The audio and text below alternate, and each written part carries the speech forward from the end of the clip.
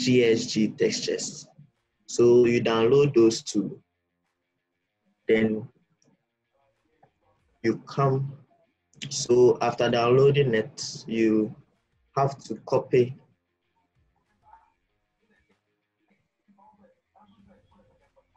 the lib4d file.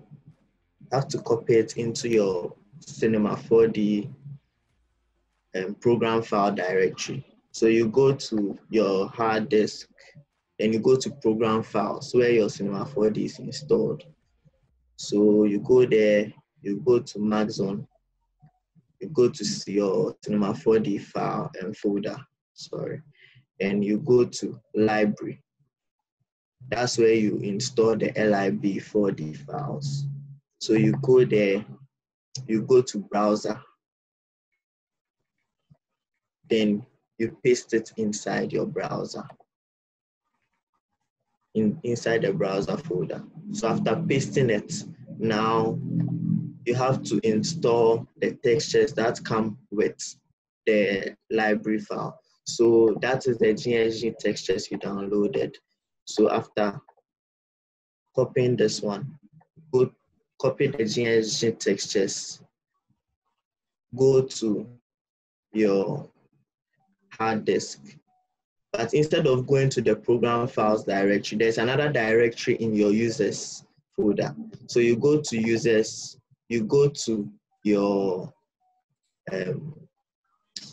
whatever they call it. Mine is DatArtGod. Yours would be your name, the name of your PC, the name you put on your PC. So you go there and then you go to app data.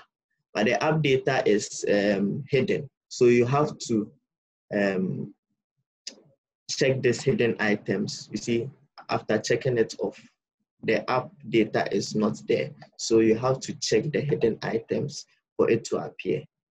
So when it appears, you go inside, you go to roaming, you would find Maxon there.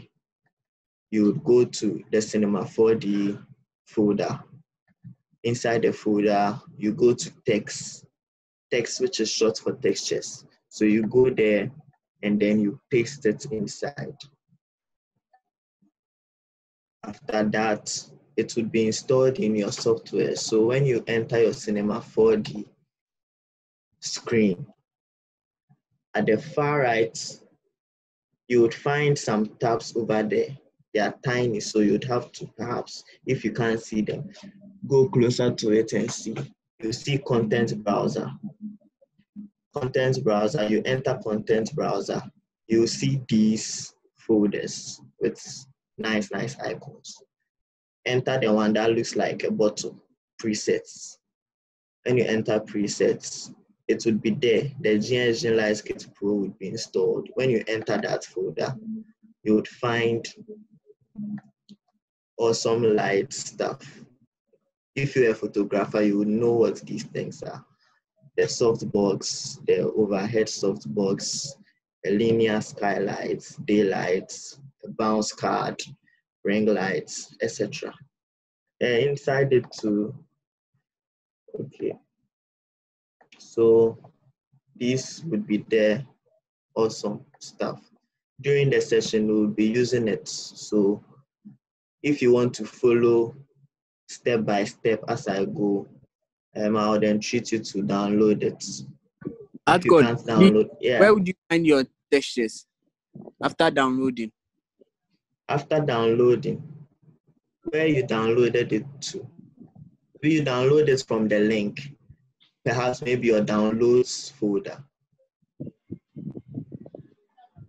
If you are done downloading it, check your downloads folder, or maybe if your browser downloaded it or you're using IDM, check the downloaded file and right-click it and see if they would say open file location or something. You would find where it is.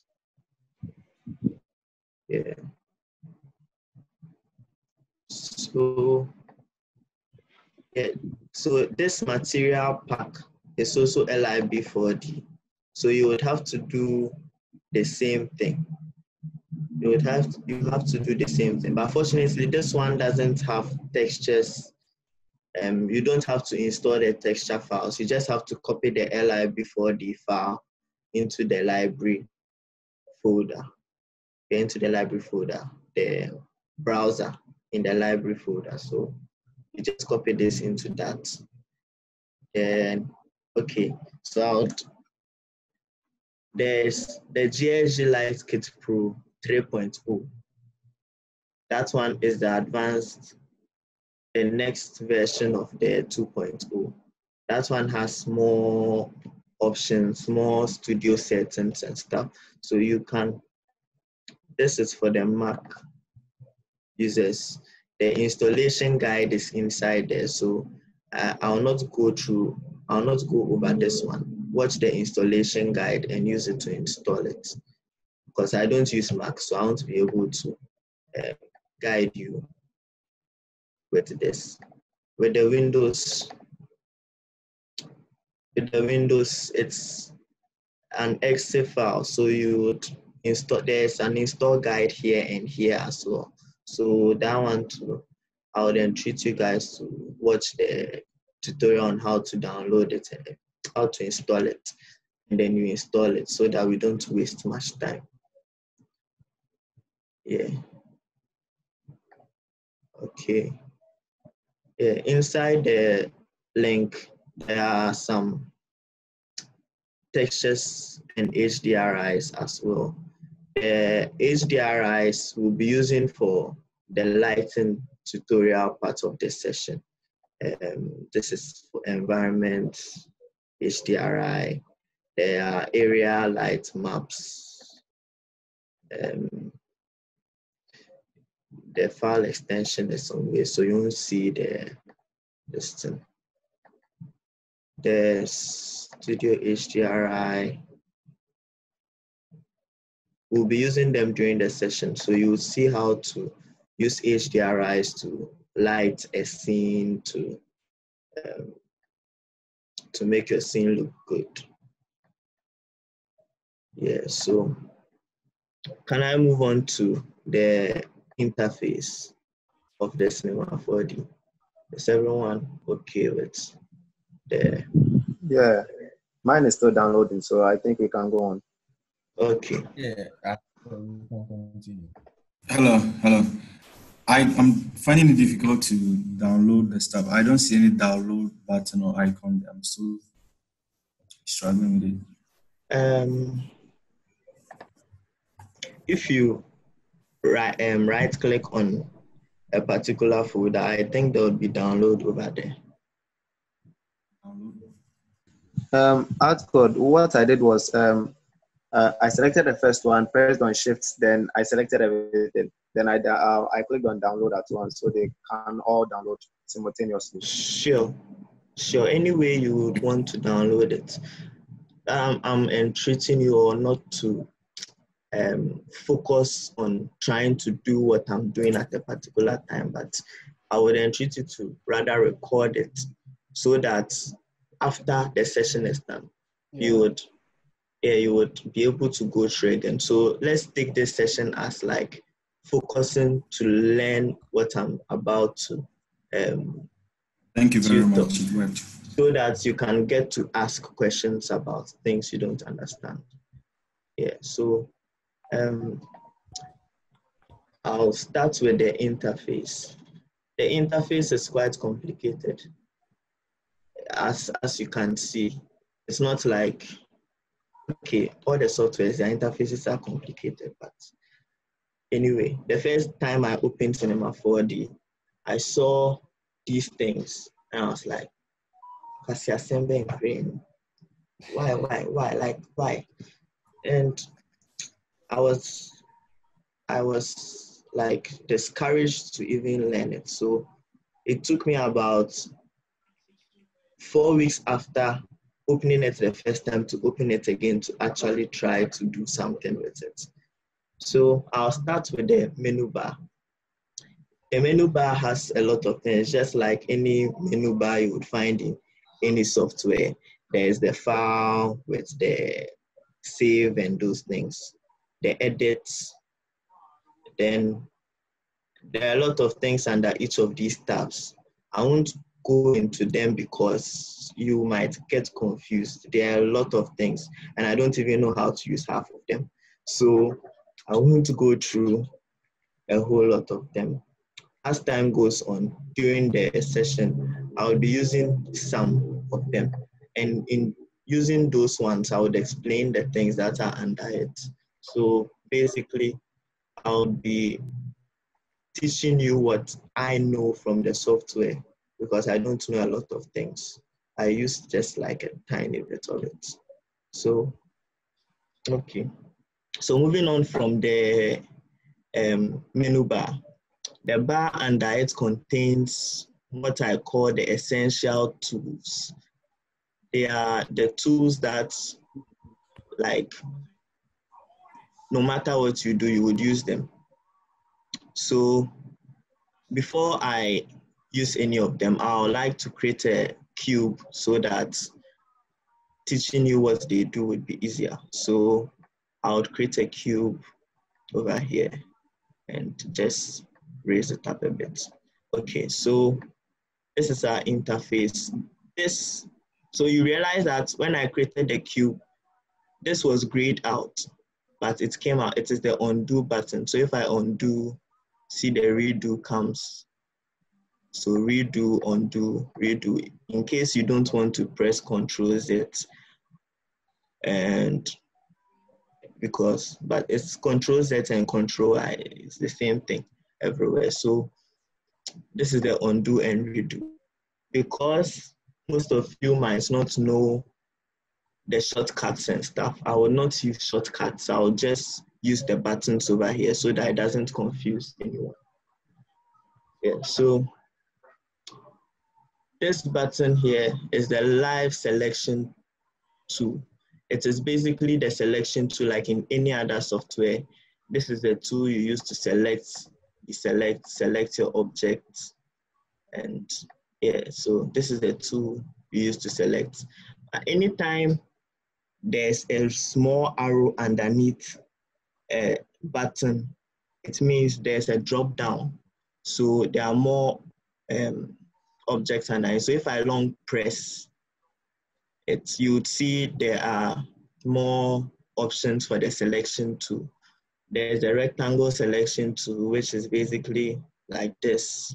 It selects everything within the rectangle.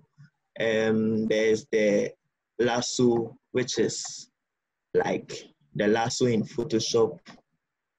Then there's the polygon, which is like this. So basically that's the selection tool. Then what is beside it is the move tool. This is used to trigger this axis that you can use to move your objects in your viewport. So with the move tool, you can move your objects. When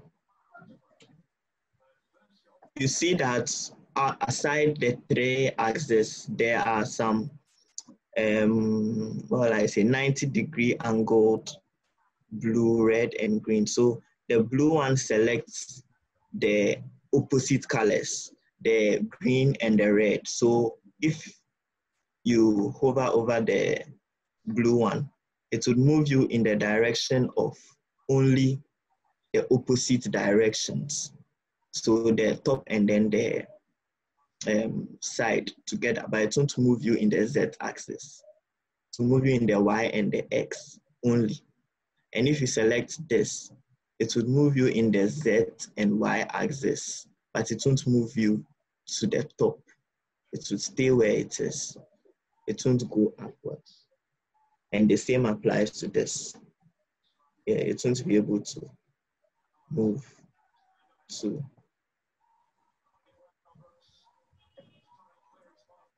Yeah, so beside it is the scale tool.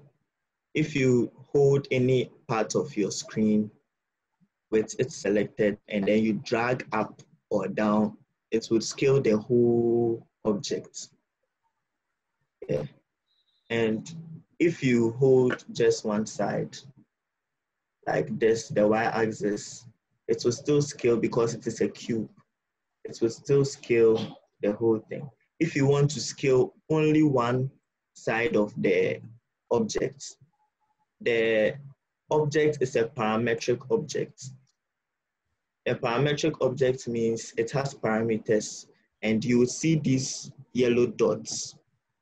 And what these yellow dots mean is that you can adjust the length of whichever side it is that you select the dot from.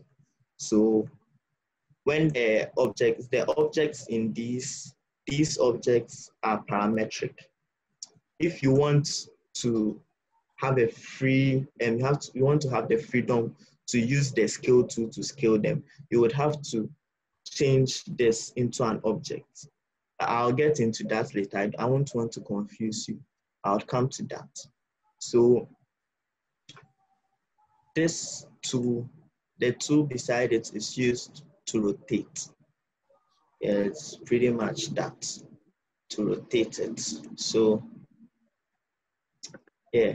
Now what is beside it is the history of the tools you have used with these. So all the tools I selected are here, just in case. Okay.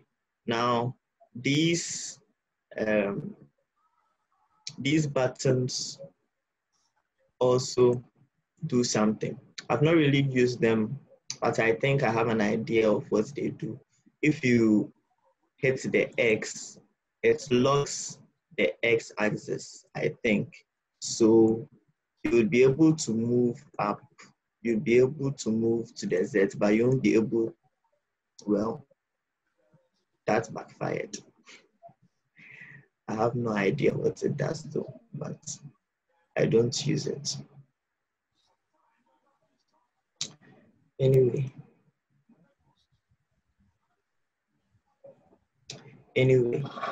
I would skip those ones for now and come to this.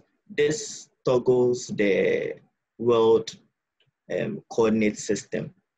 Then, when you rotate around the object, let me turn this off for now.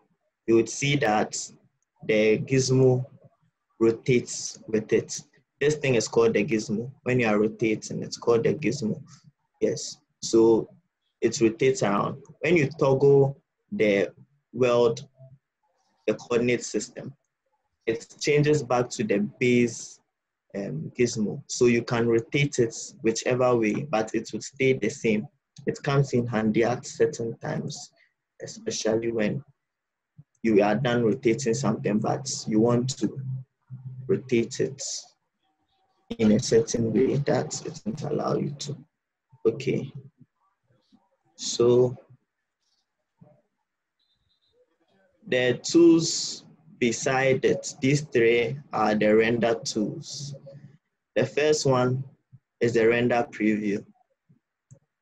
What it does is that if you set up your scene and you want to see what it looks like before you render, you hit the render preview, it would render it quickly into your viewports. So you see what it looks like before you render or something like that.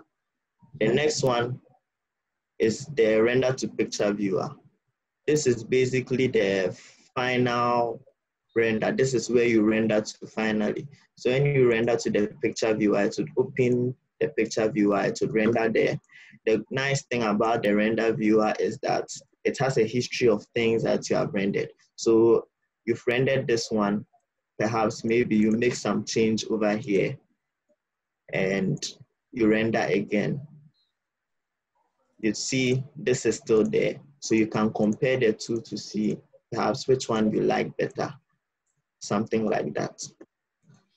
But there's a triangle there. So there are options underneath.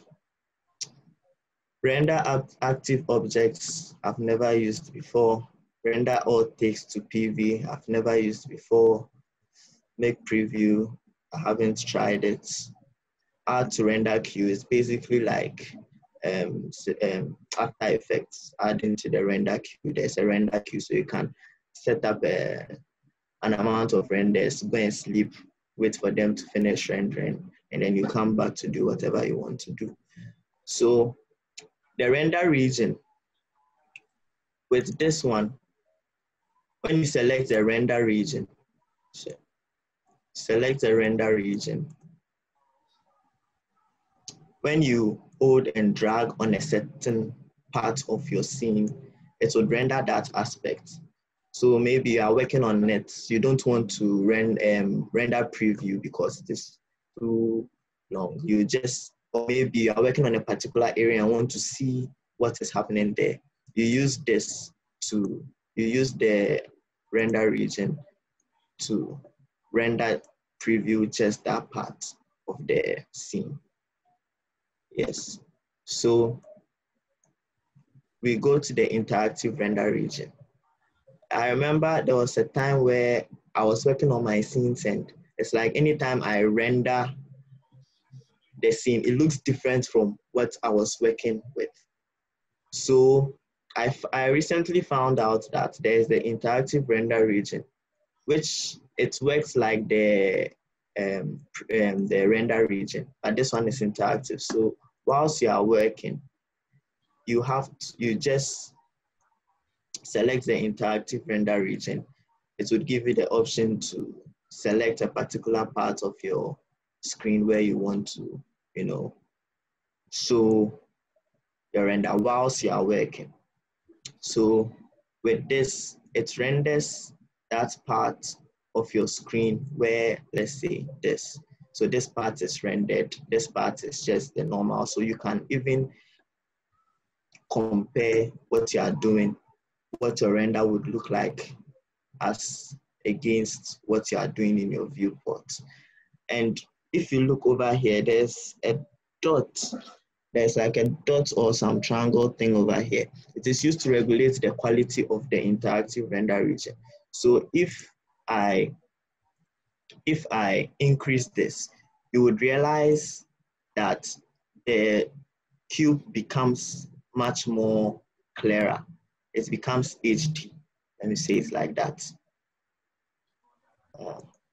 And when you reduce it, you would realize in YouTube terms, it would become 114 pixels or 240p. When you increase it, it will become 1080p. So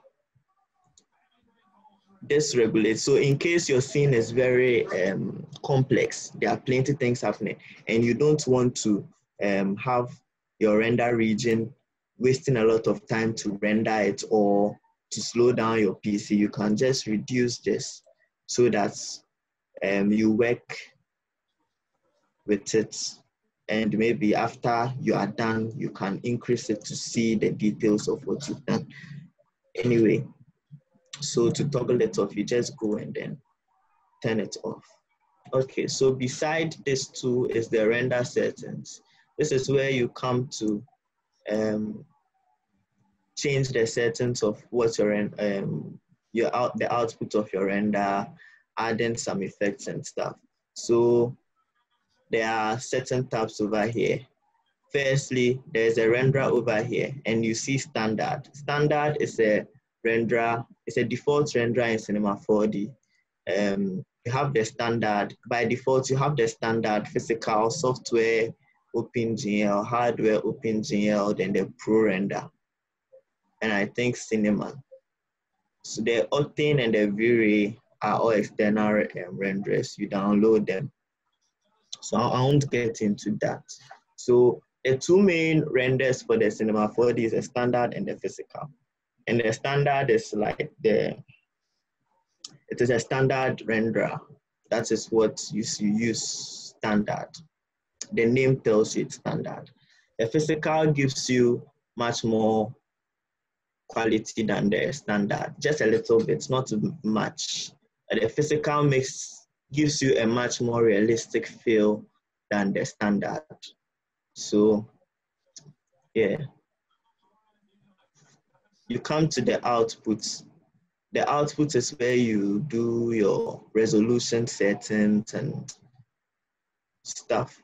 These things, I know you all know it because you are designers. The width, the height, the ratio, the resolution.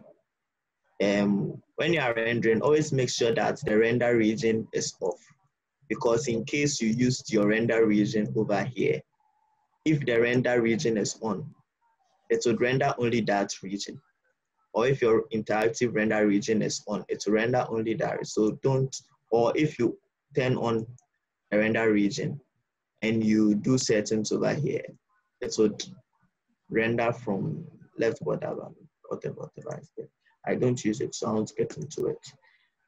The film aspect, the video people know what it is. The pixel aspect, frame rates, it is just like the After Effects one, the same kind of settings. This frame range is if you are doing an animation. The current frame is maybe you are rendering just a picture scene, then the current frame, wherever your frame is. Yeah, it's the current frame. All frames would render from 0 to 90. All frames is mostly used for animations. Manual, you select from what frame to what frame it renders, etc. The save is where you select where to save the file to, where to save the file to, whether you want it to be a transparent background or not. If your scene doesn't have a background, you can, the alpha channel renders, let's say this cube, and I want to render, if I render it with the alpha channel, only the cube would, so if you put it in Photoshop, only the cube would be there to be PNG with so you would have to perhaps use the PNG format. All the formats are there. I know you are designers, so you know what the formats are. So I'll get into that as well. The 8-bit, 16-bit, and 32-bit channels, they are all basic stuff. So the multipass is, I don't use it, but it is used to render separate passes. Perhaps you render the shadows, you render the lights, then you render the diffuse, you render the specular, so that you bring it into Photoshop, then you combine them with your photo manipulation powers and those kind of things. The anti-aliasing is used to give the edges a much more realistic and sharp feel. So mostly the best setting to put it at is best, and the higher the level, the much slower your render would be. So that's the anti-aliasing. These settings, I don't know, I don't touch them. When you go to options, you can turn on or turn off a whole lot of things over here. All of them are self-explanatory. So when you are doing your thing, you go in there, look at them. One thing I like to do is just maybe sit down and then play with stuff. So maybe I'll just check this off, render it and see what it looks like. Check it on, render and see what it looks like, and see what exactly turning it on and turning it off does to my render.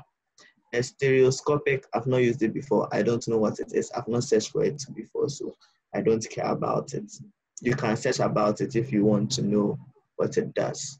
Team render is not for we here in Ghana, unless if maybe you have some kind of this. Yeah, I don't. Material override.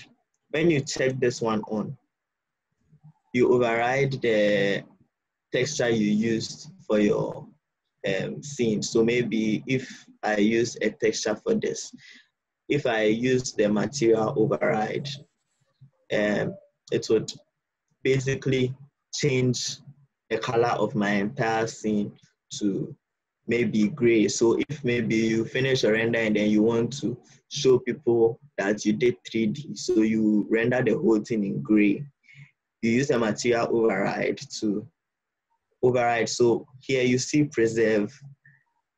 it would preserve the ones you selected. So the ones you selected will stay the way it is. It won't be overridden. But if you perhaps you preserve the diffuse color, the color of your scene, the color of the texture, the material you used won't change. But if you check it off, everything would be gray.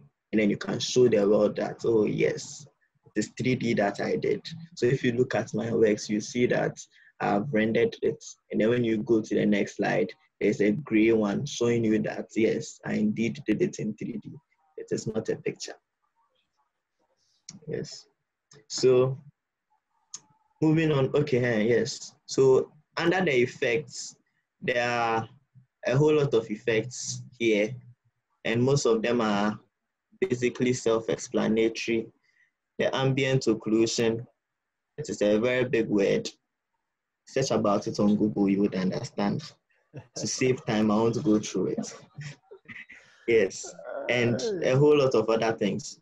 Global illumination. There's all these things. Just in your free time, pick them, play around with them, and find out what they do. Okay, so now we move on to the things we used to do things. So here, where I created a cube from, you see there's an arrow there. So under the drop down, you find out that there are basic shapes, all these voluminous shapes, the cube, the cone, the cylinder, all these things. The null object is basically like a group. You use to groups that. So if I bring the null object, it's basically nothing. Nothing is there. It is just an empty distance. So if I put this inside it, and let's say I create another cube and then I move it over here. You see that the axis is over here. This cube's axis is also over here. And the null's axis is here. If I put this cube inside it, the null's axis is still here. So I can move it over here and over here with the null's axis, not with the cube here. But still, when you click on the cube, you can change where it is. You can change everything about it. But with the null, you can move all of them. So basically, the null is used to group objects. Maybe you want to move all of them at the same time, or scale all of them at the same time, or rotate all of them at the same time. You make them a child of the null object. So yeah, let's move on. All the objects under here are basically self-explanatory. There's a disk, there's a torus. The torus is this shape. You can just go under it and then bring all the shapes inside and see how to play around with them. The next 4 buttons are used in modeling most of the time. And since modeling is not a part of this session, I would not go into them because it will take a lot of time. Modeling is a whole thing on its own. So I want to go into the modeling stuff. Maybe I would just show you what the subdivision surface does and a few things, and perhaps a few of these things, but I'm not going to go into details with them. Maybe after the session, you all can hit me up or something. We can do something, or maybe Desplore 2.0, we would go through modeling as a whole. Yes, these are also used with modeling. They are also very self-explanatory, but they are quite complicated to use. So I won't get into them. Now, beside it, this button is used for basically the environment stuff, the environment stuff. There's the floor, there's the sky, there's environment, there's foreground, background, physical sky. So the floor is basically a floor. When you bring the floor in, you would realize that it only ends here, but the floor is infinite. Anywhere at all you're seeing this, even though it doesn't show that it goes beyond this, it does go beyond. So if I hit the render preview, you see that all this part is covered. Let me give it a texture so that you would see what it actually is. New material. Let's make this red a bit. And you see that, oh,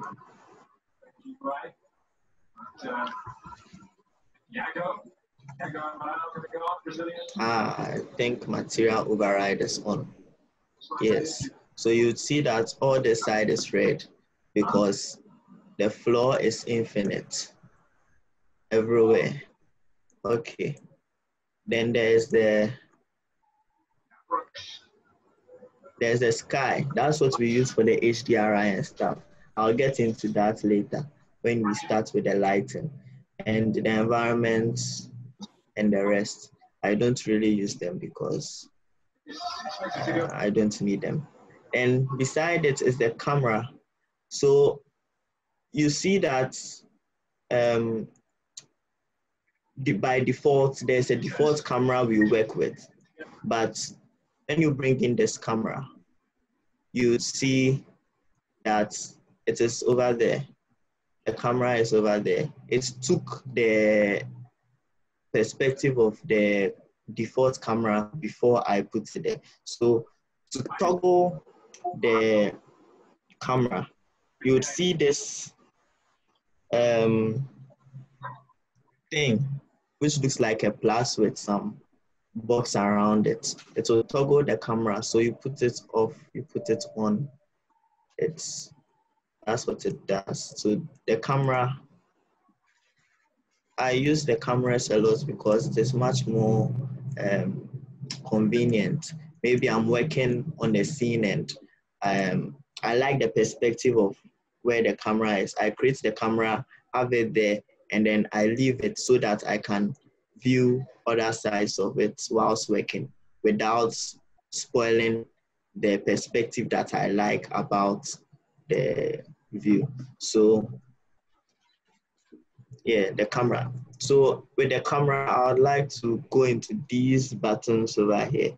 Basically, those buttons up here are what is used to control the viewports. This button is used to pan. This is used to zoom out and in. And this is used to rotate around your scene. There, you would realize that there's, whenever I click on any of them, there is a plus in the middle. That is the axis of where the scene or the camera would rotate around. So you see that it rotates around that point where it is. And it zooms also around that point.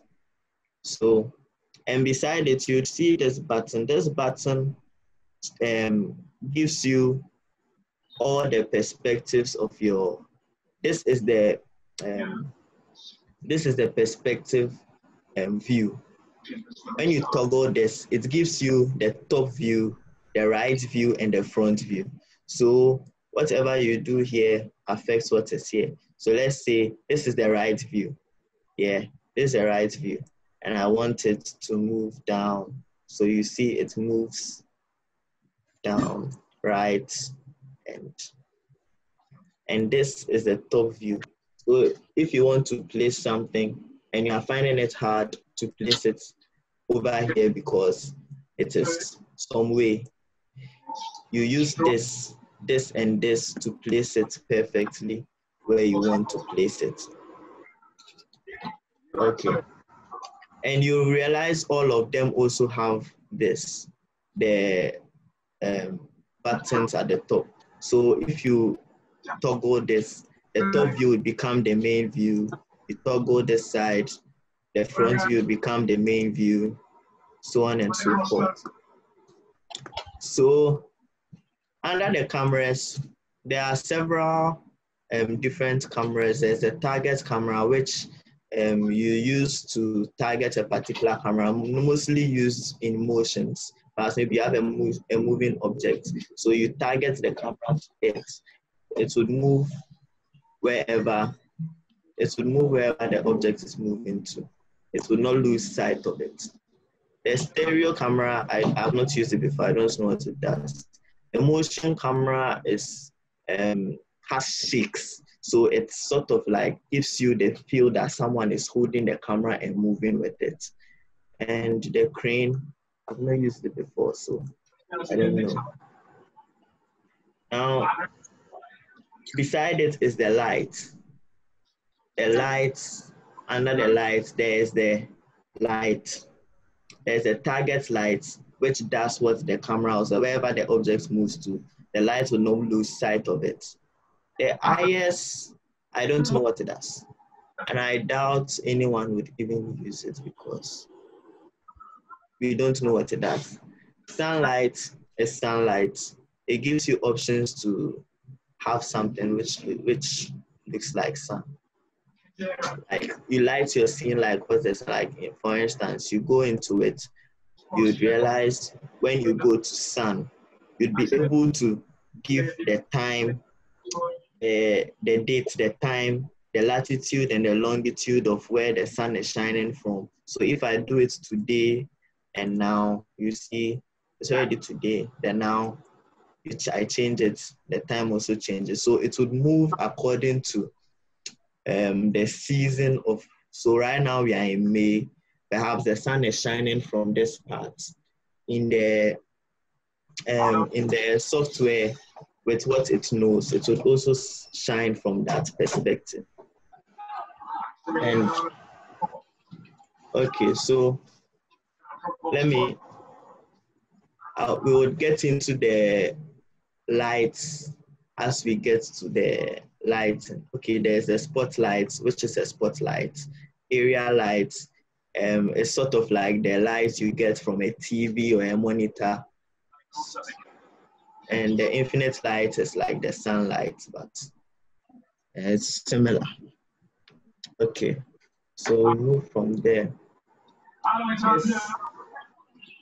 This is the object manager. This is where your layers are. This is where your layers are.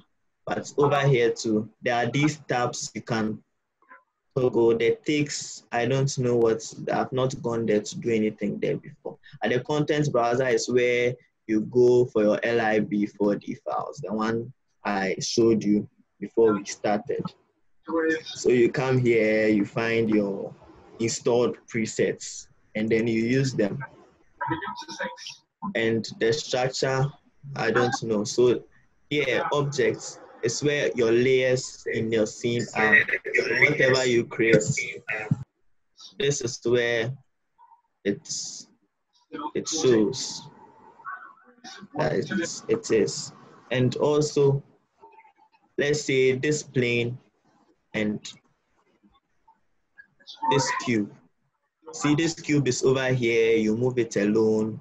Maybe you want to move it with the plane, or you want to move the plane along with the cube. You make the cube a child of the plane. If you move the plane, the cube would move along with it. So basically, making anything a child of anything gives you the ability to move what is underneath it from the axis of what is on top of it. So you see, we move it with the plane's axis and not the centered axis. If you want to move both of them, but with the centered axis, for instance, if the cube is under the plane and you rotate the plane, it would rotate with the cube, yeah, but with the planes, you see, around the plane's axis. But if you select both of them, yeah, then you right click and then you go down, you see group objects. You group them, it would be grouped to the center of both of them combined together. So the axis would be in between this and this, and now you can rotate them with that axis. Okay. So moving on from here, this is the attributes stuff. This is where every single thing inside the software has an attribute, or almost every single thing. The plane has its attributes. You see the width, the height, the segments, and the objects. When you go to coordinates, that is the coordinates of it, the position. You can change it over here too if you feel you don't want to come here and come and do this. Or maybe you have a particular coordinate you want to input. So maybe you put 100, 20, 0. You input it, the size to the same, and then the rotation. So this is position, size, and rotation. And when you come under object, it is the properties of that particular object. So you would realize that for the plane, it has width and height. It has width and height. So you increase the height, you increase the width. It increases over here, the segments. So, okay, I'll get into that. The segments are the polygons, the segments of polygons on the plane. So if I come to display and I go to hidden line, you see the lines involved with the plane. If I increase the height segments, you see that they are increasing in size. The higher the segments, the much more polygons there are, the much slower your render will be, because it calculates each and every single, box. So if I select the cube, you would realize under objects, it has the X, the Y, and the Z. You increase, you decrease. It has the same options as the segments. Now here, the separate surfaces, I don't know what it does because I've not used it before. But the fillet gives the edges that rounded feel. So you can give it a radius, and the subdivision is a number of segments. So if you decrease it to 0, you see it becomes boxy. You increase it, it becomes more rounded. So the higher the subdivision, the slower your render. Basically, the higher the number of polygons involved, the slower your render would be. Okay, let's move on. So this coordinate system is also over here as well. You see that the cube under the objects, it has its sizes. So in this one in particular, it takes the size of the object as it is. Unlike this one, that it is just 1, 1, 1, and maybe you'd increase it and stuff. This one has the actual sizes. And then the rotation and then the position are the same because, yes, it's the same. It's basically the same as this, except the size. Then here,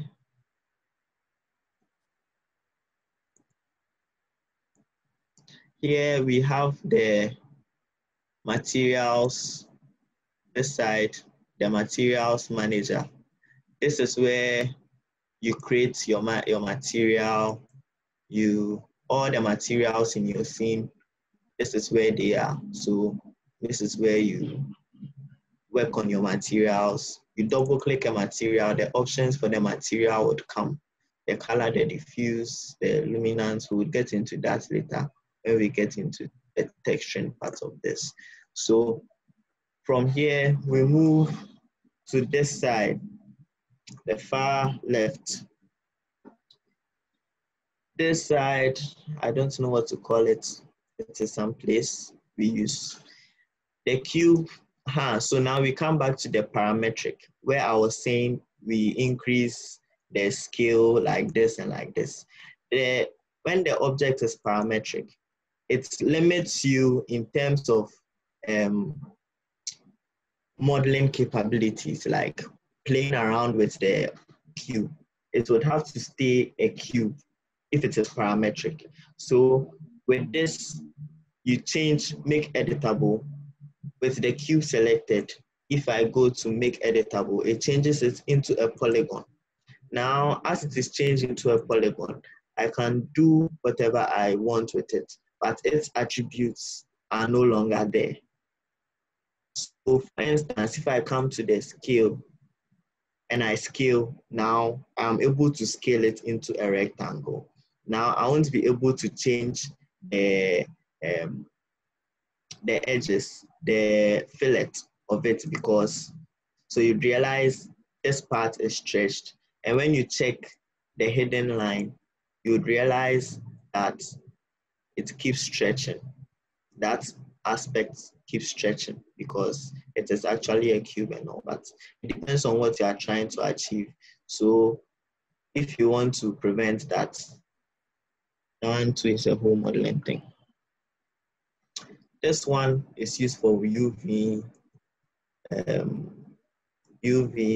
texturing. I've not used it before because I don't think it is relevant for now. This is work plane. It is used to decrease the size, increase the size, move your work plane. I don't know, I don't use it. I don't think it is relevant to use it for anything. Maybe it depends on what you are doing. Yeah, so as you've made it editable, now you can use these three objects. Before it was editable, you can't use them for your cube. You can't use them to do anything with your cube. You would realize that it is just there, like nothing, you are not seeing anything happening. Now, let me duplicate this. To duplicate, just use Control-C, Control-V, copy and paste to duplicate anything. And yeah, so I'll make this one editable so that I show you what this does. So this points, you would realize that now when I zoom in, the points on the polygon are visible. I can select one with the move tool and move it in, out. You would see that it causes an extrusion, and it is used in modeling and stuff like that. You would realize if I select this and then rotate, it is just a point, but I select a few of them. I hold Shift and then select more points and maybe rotate. It rotates that side, causing some distortions and stuff. So basically making it editable makes it more convenient to model with your polygon. So this one is the points. It selects the points on your polygon. This selects the side, the edges. So you come here, you realize that it is not showing the points anymore, but it's showing the edges. So you select this edge, you realize when you move, go back, it would move that whole point, that whole edge. Select this, it would move that whole edge out in whichever way you get it. So that is what this one does. And then this selects the surfaces. So let's say this surface, and then I move it in, out. That's what this one does. Okay, so this object, this button, when you, by default it is off. When you put it on, it gives you the option to move your axis. Maybe you want to change your axis from the center to maybe the bottom, so that maybe to the bottom, so that you rotate the bottom side instead of the center of the so you have to make sure that after moving it, you turn it off. Then you see that it rotates from that point of the axis where you've moved it to. If I move it to this side, you would realize that if I rotate it, it rotates around that side. So that's what this one does. Basically, it does what in After Effects, what Roshan taught you. I forgot. Anyway, let's move on. The rest of them, they are useful in a way. To me, I've not used them, so I don't know what they do. Okay, so now let's start. Did everyone get the interface? Is everyone okay? Yeah. Yeah, exactly. Yeah, it's okay. Good. Awesome. Come in. Let me check. Just interface me. Just interface. Okay. We'll get it much better when you start the real thing. Yeah. Okay. So now, let me clear everything. So now I am going to go into, but before I go in, when you install the plugins, they would appear under plugins, the plugins on the menu bar. You would realize all these plugins, I installed them.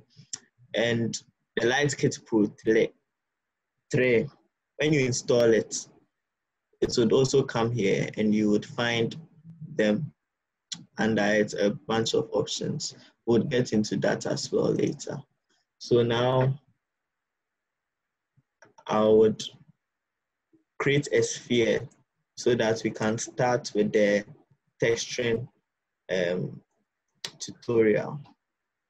So I'm going to create the sphere and okay, let me create a new, okay. So I'll create a sphere, and under the sphere, I want it to be more rounded. If you realize it is a bit rugged. So I will do that with the segments. The segments, I'll increase it to maybe 60. So now it's a bit more rounded. And I'll bring it up so that it's on the floor. Okay. So I'll create a floor as well. So we are going to work with this. The texture and the lighting will go hand in hand. So first I would have to texture. I'll show you how to create a material, and underneath it, what everything under the material does. Then I'll go into the lighting. So I'll light the scene, show you the lighting as well after showing you the texture. So to create a material, you go to create and you go to new material. To create a material here, when you double click the material, a window would come, a material editor for that particular material. There is color, diffusion, luminance, transparency, reflectance, environment, blah, blah, blah, blah, blah, etc. So the color is the diffuse, the color of the material. So if I make it red, the material changes to the color red. The brightness makes it bright, darker, brighter. It's self-explanatory. if maybe you have an image you want to use to texture the material, you over here under texture, you click on this, you open the material.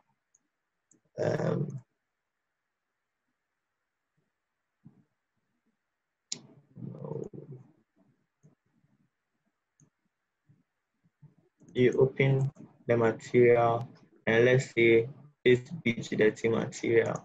You open it, no. You'd realize the color will change into that material. The texture you just brought in would change. The color will change into that texture. With the mix mode, if you make it hard, the texture would blend with the color. So you would see that it blends with the color and it becomes reddish with the texture. The subtract thus gives you the opposite color or something like that. I don't know. Material, yeah, I said multiply. That's what it does in Photoshop when you use the blending modes and then use the multiply. Yeah, that's what it does. It blends the two. So for now, I would clear this. And the diffuse fall off gives you it's like the fall off of the color of the color. I don't know how to explain it. It's quite difficult to explain anyway. You just have to play around with it to see what it does. Okay, the diffusion, I don't use the diffusion because it's basically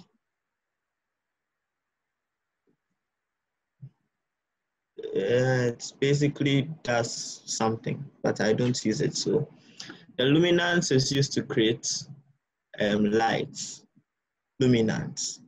So let's say maybe you have a bulb and you want to texture the bulb with a light. Yeah, this is what you go to luminance, you'd see the whole thing becomes bright white. Yeah, you change the color, it becomes that color, illuminating. So in your scene, it would be bright, it would create reflections and on reflective surfaces.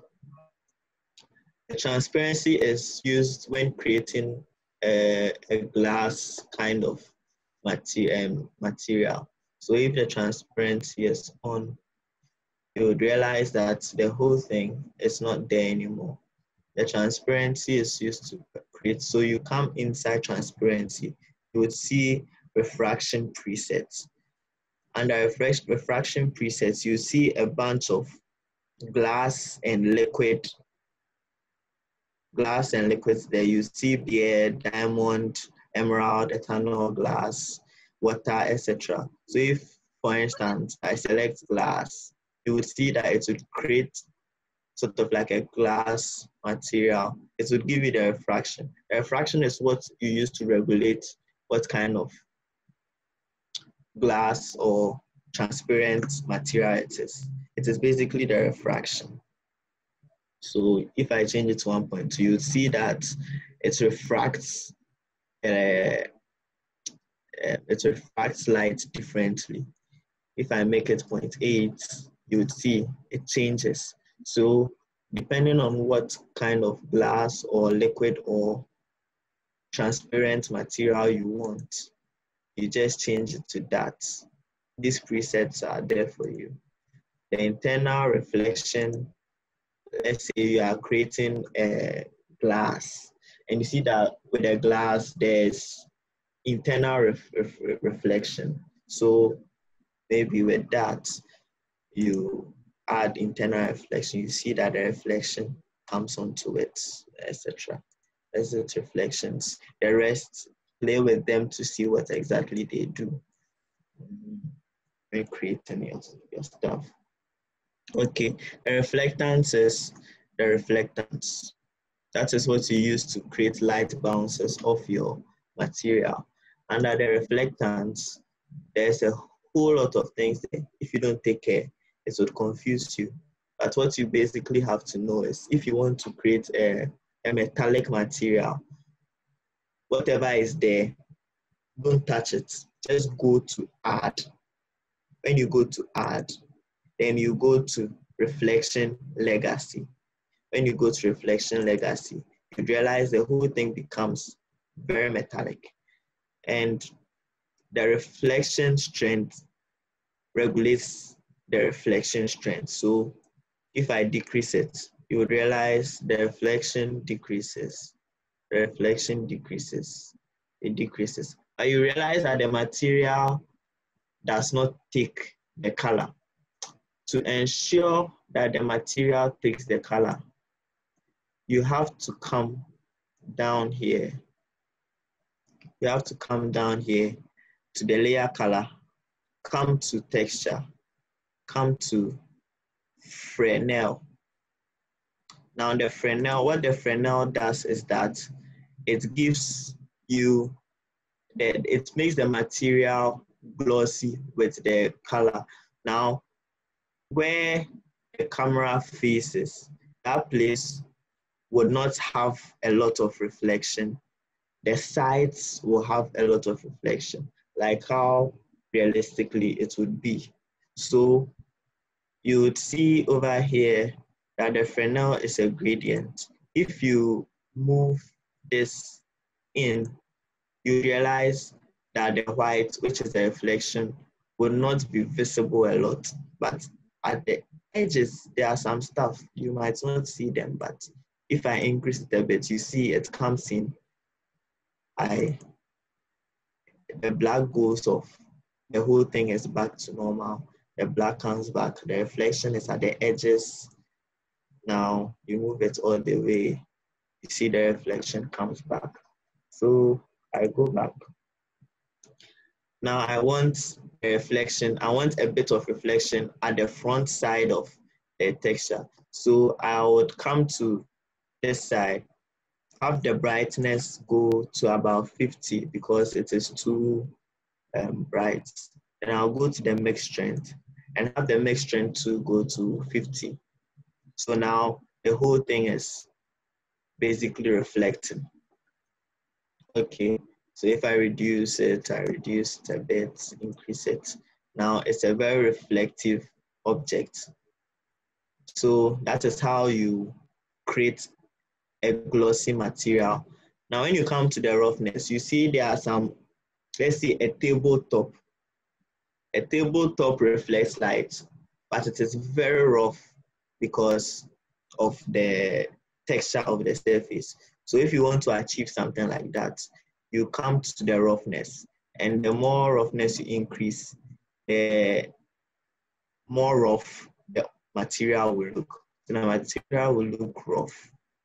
Sorry, material will look rough. So you decrease it, it's very glossy, you would see all the reflections. When it is rough and the roughness is high, it will be blurry. So if you want to get a blurry feel of the reflections, the roughness is what you use to achieve that. And most of the time, I put it at 5 because I want to get a realistic feel, even though perhaps maybe the object is very glossy and it reflects light. At least there's a little roughness. So I just add a little roughness so that the reflections will not be harsh. They would be a bit blurry too. And it helps to look realistic. Now the environment, I don't use, you can use it to give it the HDRI texture, but I don't use the environment. So I want to get into the environment. The fog, I have not used it before. Now, the bump and the normals are very, okay, let me turn on the reflectance. The bump and the normal are what you use to give your material details. So let's say you want your material to look like it is rusting a bit. You turn on your bumps, you go, you select a texture. Now the bump maps work very well with, if it is black and white, grayscale. Let's say maybe you have a material, a texture. Let's say you have this wood texture and you want to get the bump of this wood texture. Take it into Photoshop, make it black and white, and then bring it into, to use its bump. You can use the same texture. It will look okay, but it's better to use the black and white kind of textures to texture your bumps. So I'll look through this, find a nice looking bump texture, and then use it to, let me see, metal. There's no metal, okay, scratches. So let's say I want these scratches to be on mine. So I bring them in, So you will see there was a little change. Now the strength, if I increase the strength, it will be more visible. So you will see that the scratches are on there. If I make it 200, you would see that it is much, much more visible. So let me put this on my sphere. You would see what I'm talking about. Now, if I make this 50, you will see that it reduces, but what you see here might not be what it actually looks like. So here comes in the interactive render region so that we can work with and see what it looks like.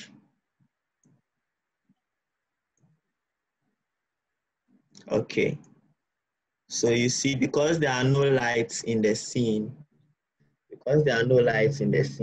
it is not going to be reflecting a lot of light, so you won't see the reflectance in the scene.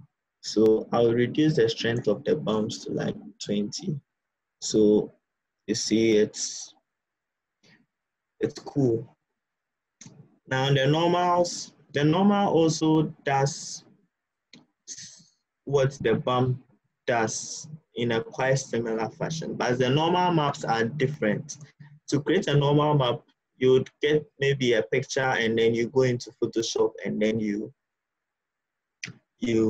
convert it into a normal map. It's a long process. It's not a long process, but I don't have to open Photoshop or else machine will become slow. So maybe after the session or something, or after I finish everything, I'll just go into to show you how to create a normal map or something like that. So I'll put off the bump right now and bring in a normal map for you to see.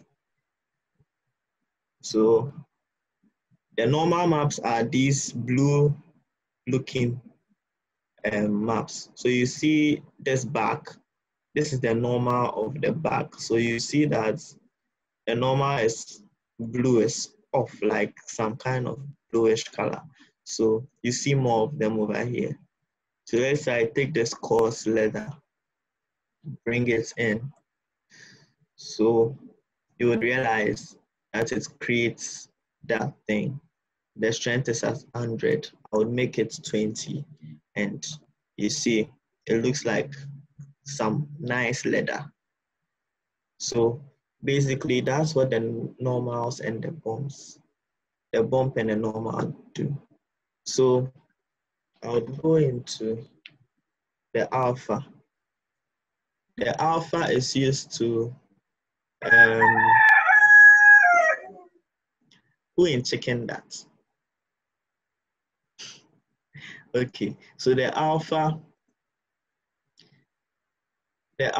is used to, let's say maybe you want to create a cage texture and you don't want to model the cage or something. So you come into the alpha, if you have a black and it works with black and white images, pure black and white, you would get a alpha, but I don't want to go and search for black and white images I can use for the alpha. So maybe I would use one of the effects here to create something. Let's see. I'll use the noise to create something. Let's see.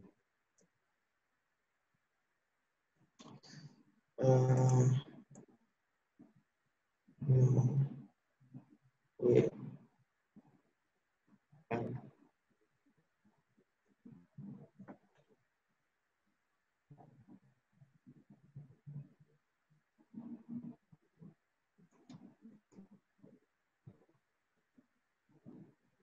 Okay, I'll use the tiles instead.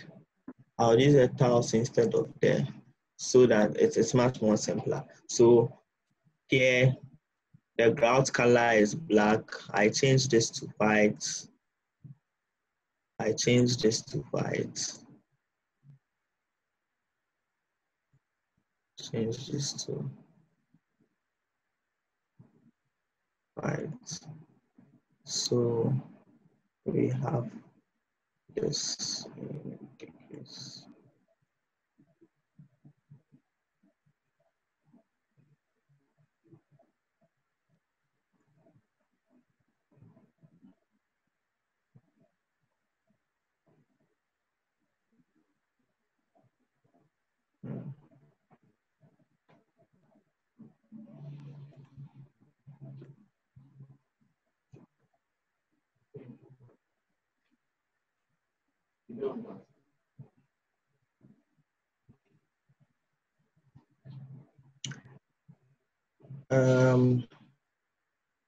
Okay, yes, it's 10th of, that's why.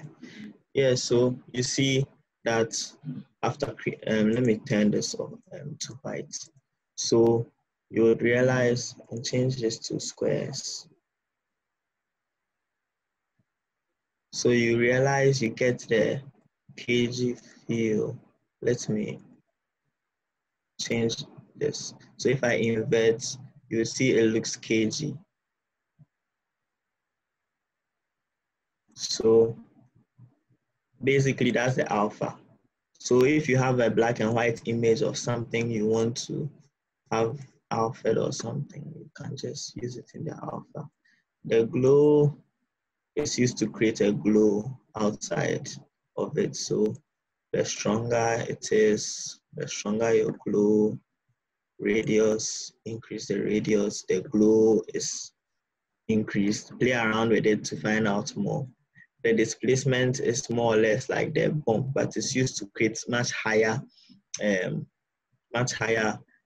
details.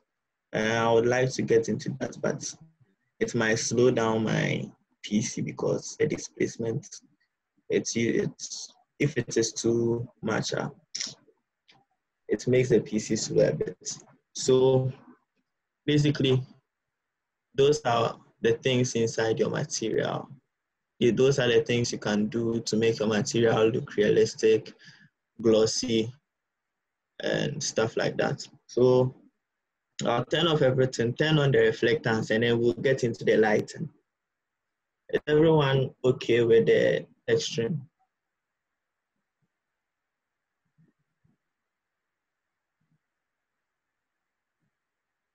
Is everyone okay with the texture? Okay. All right. Yeah, I'll take you through more text in a bit. I want to finish with the texture and lighting so that when I get into the more text, I don't have to go through texture and lighting again. So let me get to the lighting. With the lighting, these lighting tools are there. They are cool to use and all, but I don't like using them because I found the Light Kit Pro. The Light Kit Pro is much more convenient. You don't have to now come and waste a lot of time to create stuff like that. So I won't go into each of these so much into detail. I'll just pick the slides. Yeah. So pick the slides. So you realize that by default, software has some light coming from somewhere that we don't know. When immediately you introduce your light, that light is no longer there, only the light that you introduce. So I'll bring this up. So this is the Omni light, because it is reflecting everywhere. It is, the rays are moving in all directions. So it's called the Omni. Over here, you see it at this side, Omni. So you realize that this light is here. It is reflecting something, not too much. So you come here, shadow, soft maps gives it a soft shadow. You change this to ray trace, it gives you a hard shadow. Then you come to area, it gives you a much more realistic area shadow, even though this side is some way, but it's all because of the lighting. So each of them have the kind of shadows they give. Basically, the soft and the area are what I use a lot because the hard is too harsh and not very realistic. So it depends on you. Just play around with it and find out what you want. Yeah. And these options, I tend to leave them the way they are. If you take on the diffuse, if you take it off, it won't shed the light on the color, the diffuse. It would only shed the light on the specular. If I turn this on, turn the specular off, it won't show on the reflections. So you realize the little reflection that was there is gone. Ambient illumination would make it an sort of like an infinite light without a point. So it becomes just consumes everywhere or something. I don't know. No illumination, just does something. I don't know. Anyway, if you go into details, there are stuff here, a lot of stuff, but inverse square, physically accurate, they've told you over there. So this gives you a much more physically accurate fall off of your light. So if you add it, it falls, it changes a bit and stuff. All these, you just have to play around them to find out what they do. If I go into them right now, your time is so I will then treat you all to just pick up the software and then play around with everything you see and find out on your own what they do. Okay, so let me delete the slide and let me go to area lights, or let me use the spotlight now. And let me turn off the interactive for now. Okay, so this light, let me just position it well so that I can use it. So it's basically a spotlight and it is shaped like a spotlight. And I know all of you know what a spotlight is. So all you have to do is just to treat it like a spotlight. Yeah, so let me bring back the interactive. Okay, so you realize it is a spotlight. I move it, only that spot, just a particular spot. So you see it's giving you that spotlight tip. When you come here and shadow, wait, let it reflect. Okay, so shadow, soft, ray trace, area. So the area light is much more good looking. Now, visible light, you realize that in the other one, there was no, okay, there was, I cannot go through, but still we can go through it here. The visible light here, you go under it, you see visible, volumetric, and inverse volumetric.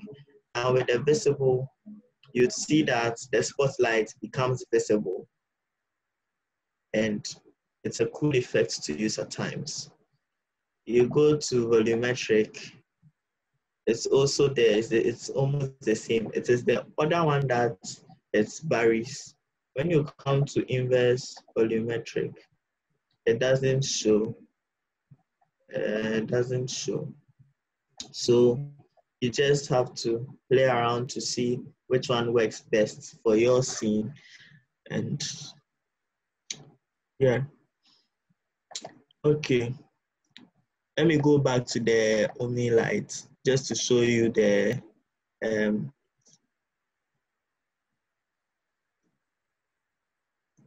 just to show you the volumetric and the inverse volumetric. So let's say I use the area shadow.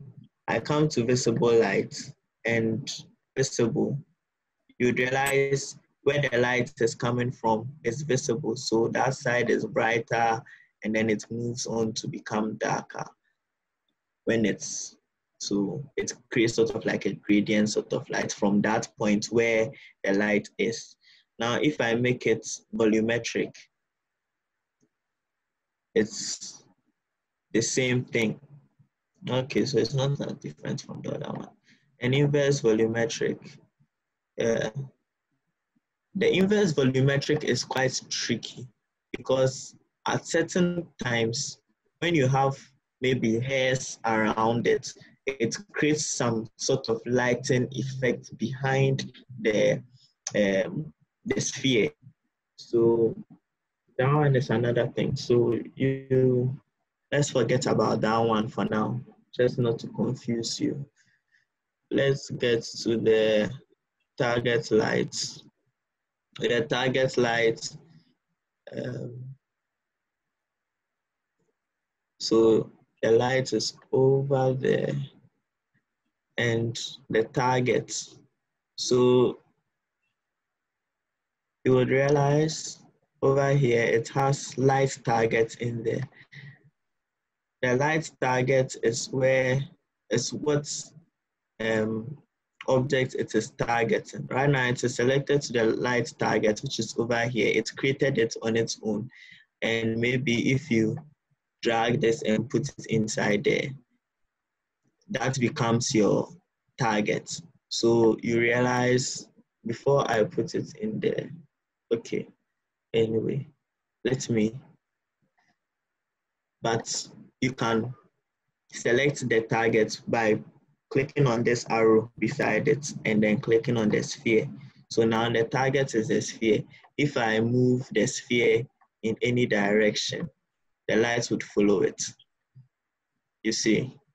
So that is the target light. It's going to lose sight of the object. Okay, let's move on.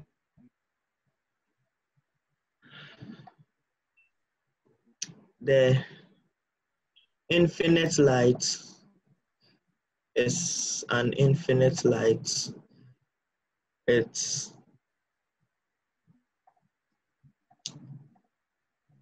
an infinite light. It's infinite. I don't know how to explain this one. It is just everywhere, sort of. I don't know. I hardly use it anyway, so I won't be able to. Yeah. So the infinite light, I think it works with coordinates. So if you change the direction of your distance, you'd realize it would shine based on the coordinates, just like the sunlight. So yeah, you can experiment with it at your own convenience. the sunlight is a sunlight. So yeah, the shadow, I'll just change it to area so that we have a better looking. Let me see the soft. Okay, the soft looks much better. So I would, okay, so the sun. So if I come under the sun, there are a whole lot of options here, but the sun's main options are here under sun. So when you come to sun, you realize there is a date and a time. If you click on this arrow here, a drop down of a calendar would come. You can select 1999, July 28th, my birthday, then you can change the time. So you see, maybe the sun rises from here, comes all the way here according to the time. So you do it, when it's 12 noon, the sun would be almost directly above. When it is 6, you'd realize the sun is setting, that kind of thing. So it's very useful. The sun is very useful. You should play around with it. You can change the color over here. Just change it to, yeah, the color is, I think you can change the color somewhere inside here, but generally, I don't think it is changeable. So that is it. A PBR light, I've not used it before. I don't know what it is. Okay, so now let me get into the Lightkit Pro. If you come to your content browser and then you go into the presets, and note that this is after you've installed it. It won't be there magically unless you've installed it. So GSG Lightkit Pro, so you would see these options over here. Let me, yeah. So there's the global light, which just gives some kind of ambience. At default, it is at 20. So if you increase it, it would become more. It doesn't have any shadows whatsoever. It just gives some kind of ambient feel. If you want to use it, it's at your own discretion. That's what I normally use is a softbox and the overhead softbox. So if I select the softbox, you would see that it creates a softbox over there. Yeah, and it's reflecting some nice looking light with some nice looking shadows over here. And overhead softbox comes at the top. So you see that the light over there at the top. So it is convenient in using to create or simulate what looks like a studio lighting. And that's what I normally use for the mode text, for the 3D text. That's why I had to do this before coming to that. So you would see the overhead softbox. I'll just come and then play around with it. Just move it here a bit. Move the softbox a bit.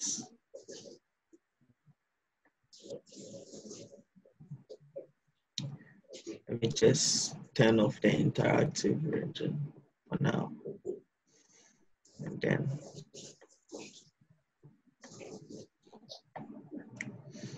so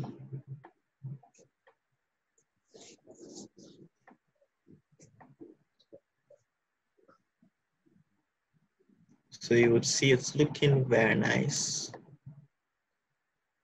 It's looking cool. Now under the softbox, there are softbox controls. There are settings under it. There's the brightness. You increase the brightness, it will be very bright on that side. There's the brightness multiplier. It multiplies this brightness by 10. So if maybe you don't want to go, or maybe you've gone to the maximum, but you want it to be brighter, the multiplier will make it much more brighter, you know. Yeah, so play around with that too, you know. The reflection amount is the amount of light that will show on the reflection. So if I reduce it, you would see that the reflection over here has reduced. And if I increase it, you will see that the reflection comes back. And the light color, you can change the color of the light, maybe bluish, and to look blue. Let's say yellow. Yeah. So the same settings are under here too when it comes to the brightness, the reflection, and the light color. But the softbox has the rotation option to rotate around its axis. So you can play around and rotate. I don't like using this because it is some way this side. If I want to have it the way I want it, I will just come into this place and then use the generic way to, you know, work on it. Yeah, so these are what I use with the LightKit Pro. The rest of the stuff you can play around with them, like the ring light, the spotlight, the bounce card and stuff. But let's say you want to do some nice product visualization. These softboxes are nice. I recommend them to you for you to use. They are awesome. Let me just give the floor a texture so that it at least reflects some light. I'm coming. Make this black. Reflectance, art, reflection legacy, and then reduce the reflection strength, add a little roughness, and then add it to the floor.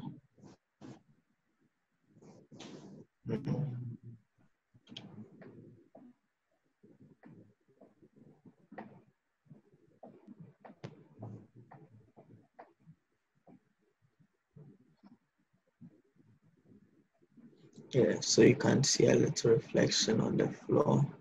Let me just work on the reflection is too low.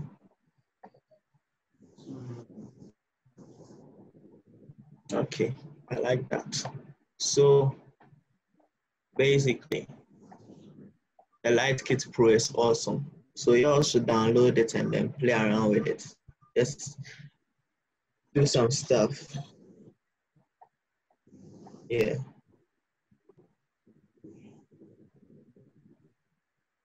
All right. So now let's move on to what's next. Okay, let me just open a material and toggle the bump I did earlier and see what it looks like. Yes, so you see, let me zoom in. You see, it looks awesome. It looks like there are scratches on the ball, you know. The bump map, that's that.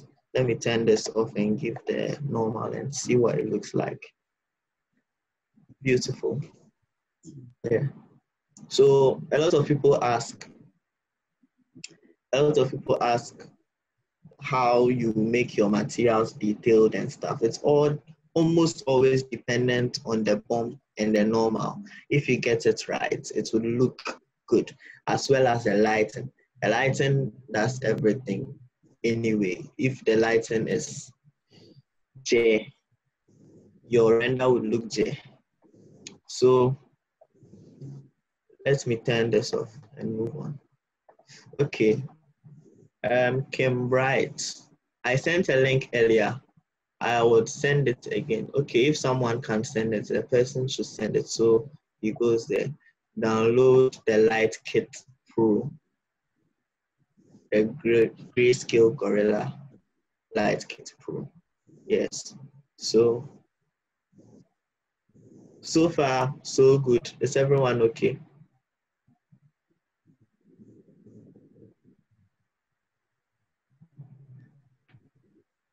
Awesome. Yes, it's your number 4. Okay.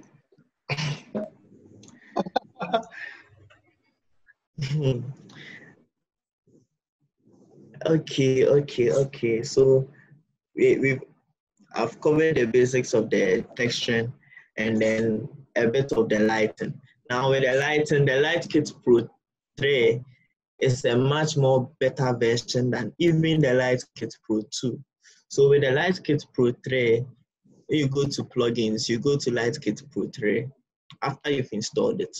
It's not magically there. After you installed it, you go here, you will see these options.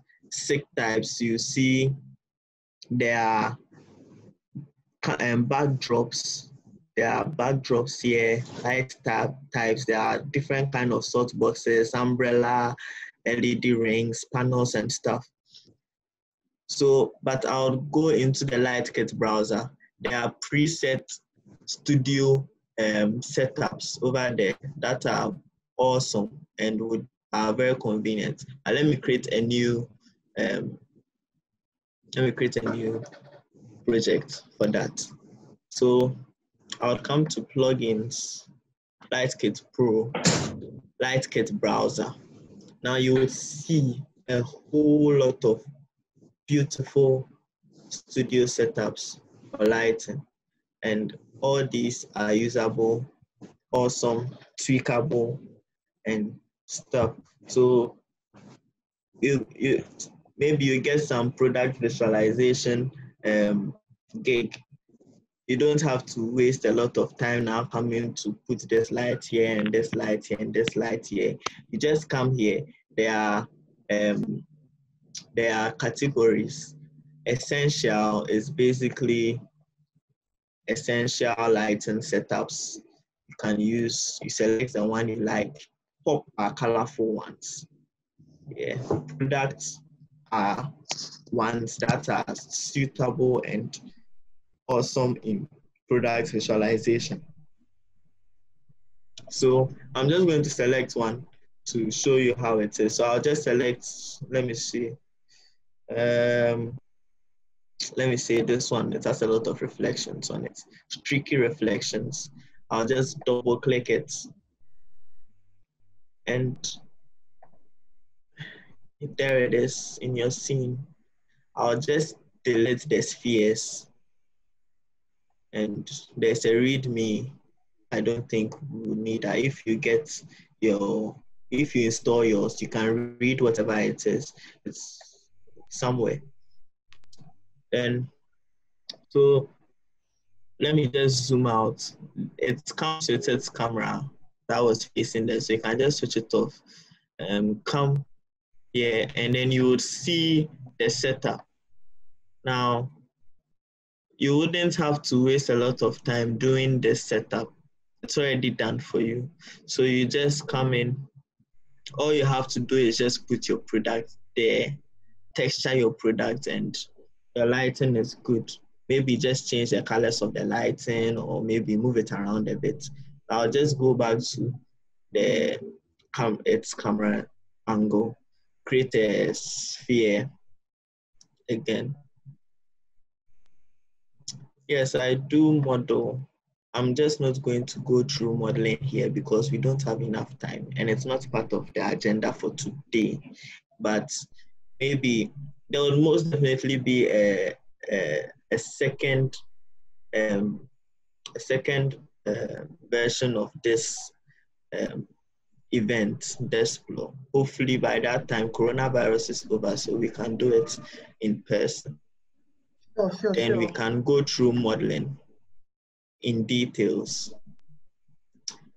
Templates for models. So there are a lot of models online. You can get a whole lot of models. You can insert a whole lot of models.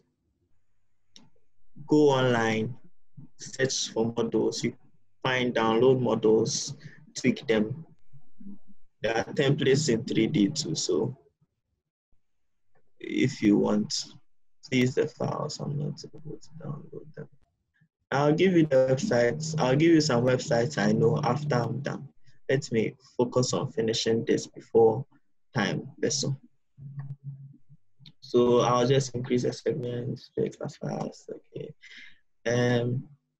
So let me go and copy my text and bring it. You can go into another. The good thing about templates for 3D text, I don't know about that one, but let me finish. What was I come to do? Yes, for 3D, for the Cinema 4D, the good thing is that unlike After Effects it works like Photoshop, where you can open multiple projects and it won't close after opening a new project. So you see, this is the one we were working on before and everything. So I'll just copy the material I created over here and come and paste it there so that we work with it still. I just paste the material there. You can do that. You can copy things from another project and bring it into another project. It's just copy and paste. Yeah, so I brought it. Let me just render view it and see what it looks like.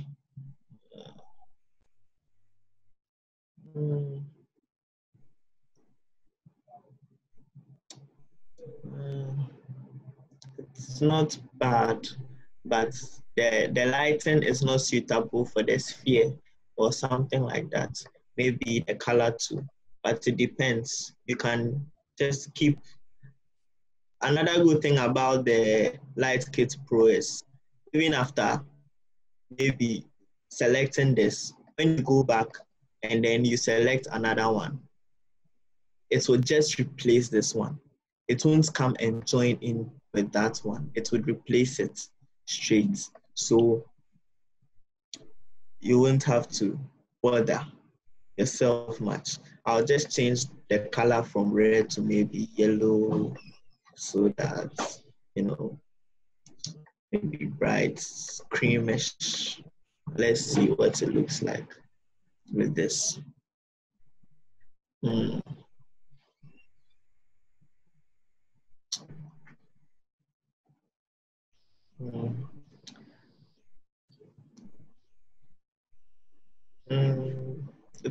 It's not okay though, but perhaps you just have to do a little bit with your reflections. Yeah, so I'll just reduce the mix strength of the Fresnel and see what it looks like now. Okay, so it's just that the lighting is not working with the sphere, but then you have the liberty to keep on, changing to see which one works best. So, yeah. Let's just keep trying them.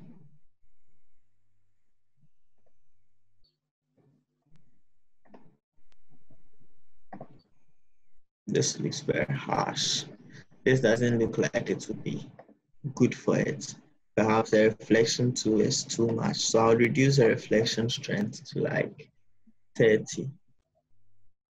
Yeah, and then yeah, I'll reduce it to like 20. And then see. Sheesh. Anyway.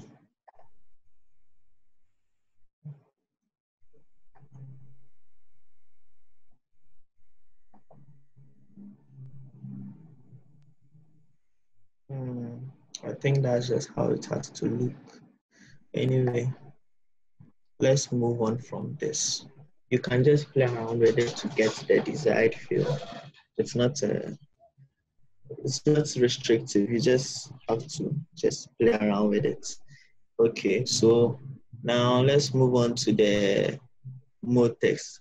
Is everyone okay with the lighting?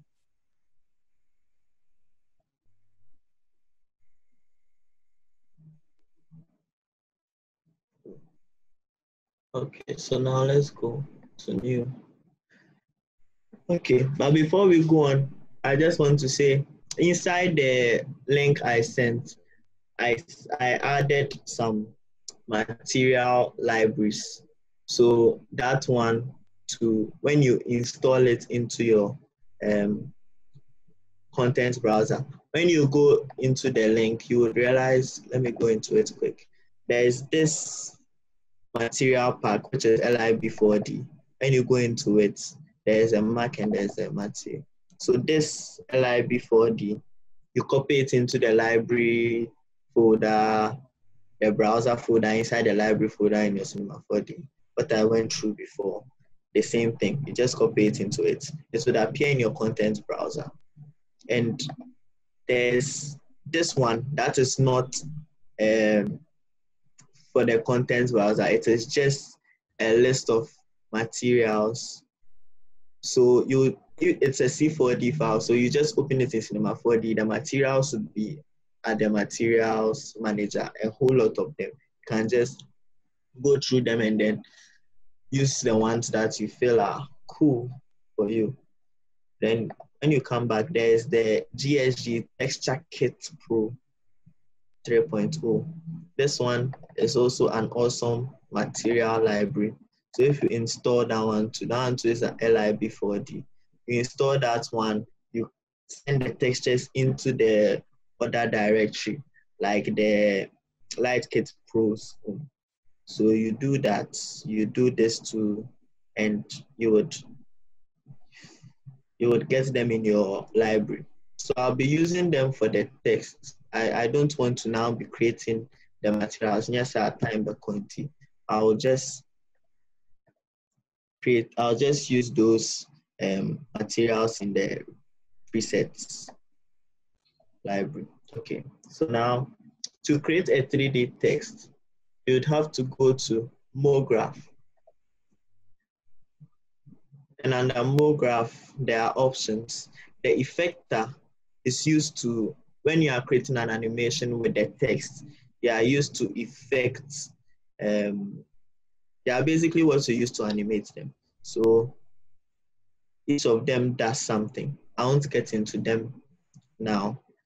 And then there are some stuff over here, plenty unnecessary. I won't say unnecessary, I just don't use them.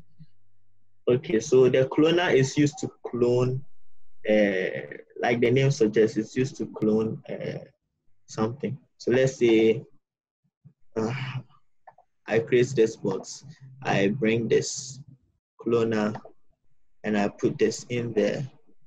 It would clone. Let me just reduce the size of the. So you see it is cloned into 3. If I come into the cloner, you see the count here is 3 and it is linear. If I change it to radial, it becomes rounded. If I change it to grid, it becomes grid, and honeycomb, it becomes honeycomb. So I'll just use the grid right now to just show you.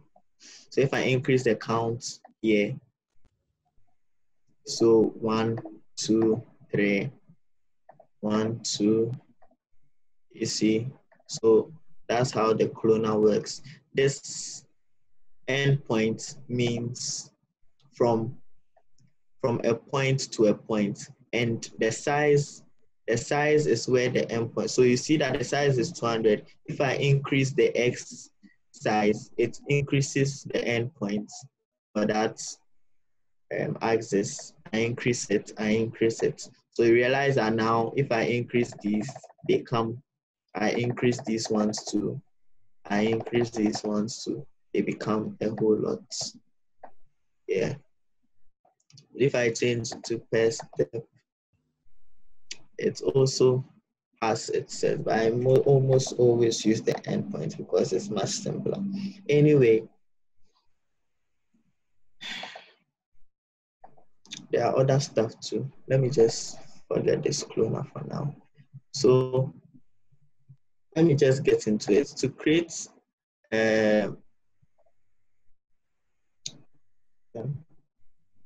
go to Mode Graph to create a 3D text. Go to Mode Graph, Mode Text, and then under the Mode Text at the attributes, the Mode Text will come with the default text.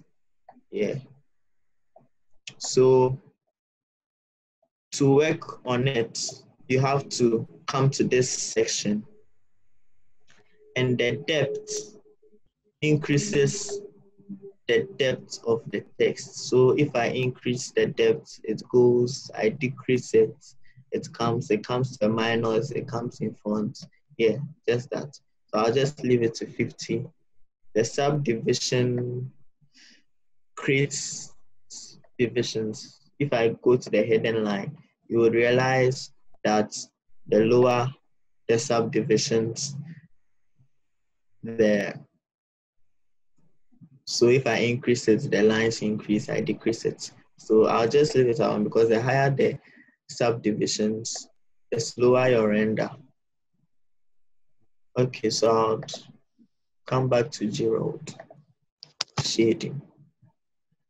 And here you can change the text. So I'll just type in Desplore. So Desplore, then here I can change the font. To take a little time to load because my fonts are 1,000. Okay, it has come. So there are a lot of fonts here.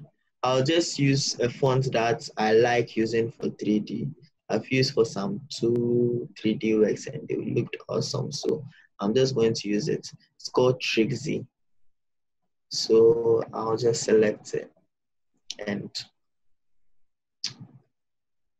the regular is the variation of the text. It's just a typeface. So the align is basically the center align, the left align, or the right align. So if you go to the left, it's at the left already. The middle, it becomes centered, and then to the right, it becomes right aligned.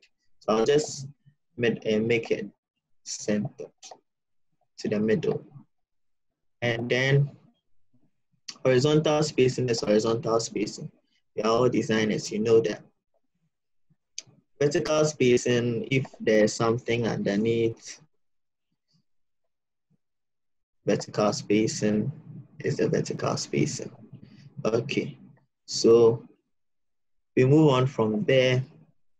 This scanning is sometimes important when your font scanning is not very accurate. So you toggle this show 3D UI. When you turn it on, these bars will come on each of the texts. Now if you go and let's say this O is not so close to the L the way I want it, I just hold on top of the O, the box over there, I hold and drag. Yeah, I hold and drag, can drag into, drag.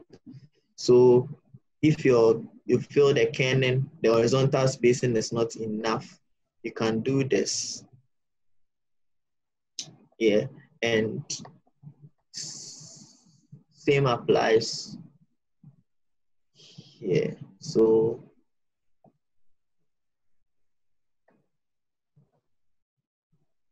there are a lot of things. So this just can sit, etc.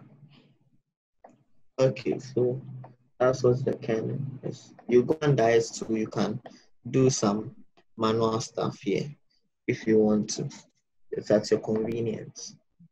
So these things, I have not gone there to do anything there before, so I'll just leave it how it is. Now, when you come here to the caps, let me turn off the canon thing. Now, when you come to the caps, let me delete this. When you come to the caps and rounding, here you see start and then they've selected cap. The cap is the inside of the text. Maybe you want to stroke your text or add some roundedness to it, you go to the cap and change it to fillet cap. You see that it becomes stroked to an extent. You see this bevel. So it basically creates bevels on your text. And if you make it only fillet, you see that it's only the stroke that appears and the cap is just the middle side. So fillet cap is both combined. Now, so if the fillet cap is selected, the steps over here is basically its subdivision. So if I make it 2, you'd realize it becomes two-stepped. If I make it 3, it becomes rounded, and so on. So if I make it 100, it is very rounded. If I reduce it, the roundedness reduces. So that is what the steps are for. So I'll just make it like 10. The radius is the radius of the fillet. So if you increase, you decrease it, then, so I'll just do the same thing I did with the start to the end of it. The end is the back side of the text. So I'll just do the fillet cap. You see that the back side also came out, and 3 and 10. It's not really necessary to do the back. It depends on what you are trying to achieve. So yeah, now with the fillet cap, there's a fillet type. So right now it's convex, meaning it is so. If you did science, you know what I'm talking about. We already did it, you know. Okay, so there's linear, it's straight. There's convex, there's concave, which goes inside. Then there's half circle, which would create sort of like a half circle bevel on it. And then there's one step, which would create like steps. So it's just one step. And then 2 steps to create nice looking. And the engraved is like the boxy version of the rounded, of the half circle. So yeah, the fung angle, I don't know what fung is. Whatever it means, it's up to you to find out. I don't know. It hasn't done anything for me yet. Anyway, haul inward, if you turn this off, the fillet inside, the fillet that is inside would go off, like if you, so like the stroke would go inward inside instead of outward. So if, let's say, haul inward, you see that the stroke changes from being outside to going inside rather. So that's what, so I want it to be outside. The haul inward means where holes are, like this hole, this one would go inside instead of outside. So you see it's going in out there. So constraints, it does something. It changes something. I don't know what specifically it is. And the rest, I don't want to go into, but I don't know what they do. So yes, so basically that is the intricacy around the caps and the fillets with the text. So I'll just reduce the radius to like 2 so that I can add something. So, okay, I want to maybe, let's say let me go into, and then just select some textures to bring here. I'm going into the material library.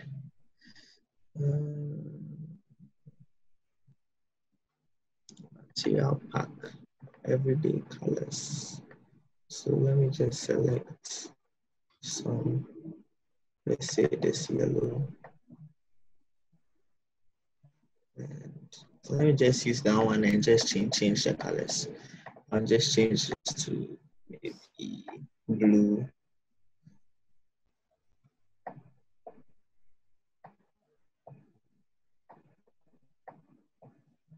And and then change this to maybe white. So let's say I'll just have this being white-ish. So I'll duplicate this and make it maybe blue. Yeah, see, it's the same place. So I'll just take this back a little bit and then increase the radius of the fillets. So if I increase 1, 2, 3, 1, 2, 3, let me just add someone. So 6. You realize I don't love blue.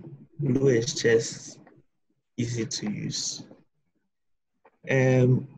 Yeah, so I'll just, you see, it looks good. It looks like a stroked. And this alone is something nice. You get it? So you can just do something just like this. Let's say you break this into 2, and it's looking like some sweet thing, you know, some sweet thing you can use for some flyer or something, you know. Maybe you can increase the fillets a bit, you know. So it's up to you to play around with that. I'll just go back to this. Okay, so let's say I do this, but the particular font I'm using, the nice thing about it is that it has different layers. It's the display font and it has different layers. So what I normally do with this particular text is that the one behind, I'm going to change the font from just Trixie to Trixie Shadow because the shadow doesn't have these lines over there. So it would be more cool, to look much better, except that it is not exactly in line with the other one. So I'd have to bring it back in place. And yeah, I'll just increase a bit. Good. So yeah, so now let's say I want to add more pizzazz, like make it look more like something plain, something giddy giddy. So I'll just duplicate this again. Yeah, and then maybe the one on top, I would make that one rather yellow. Then this one, I would, let me see. I would make this one go back a bit. And then increase the caps again.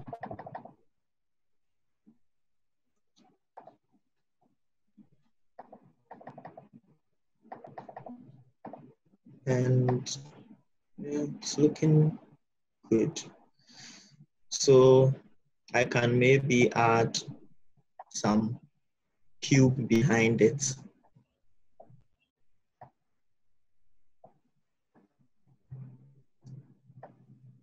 At this point, maybe you are done with the text. Depending on what you want to achieve, you can do more with the fillets and stuff to create more effects and stuff in it, but it depends on you.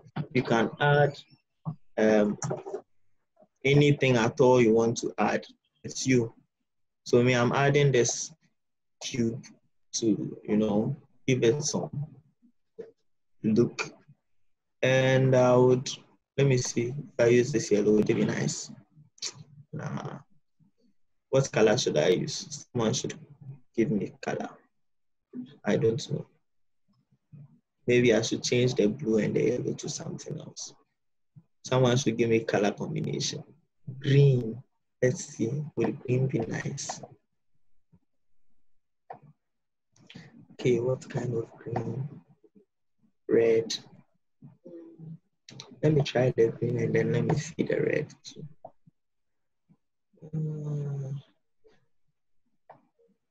Whatever I do, maintain the yellow. Be like I could change the blue to red. Yes, that always works. And I would make the, what I'm doing is about to look like one of my old works now coming. So let me just make this black-ish. Oh.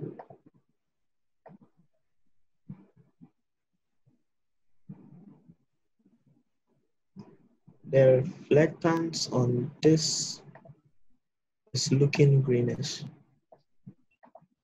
And yeah, person, the Fresnel is, let me just change this to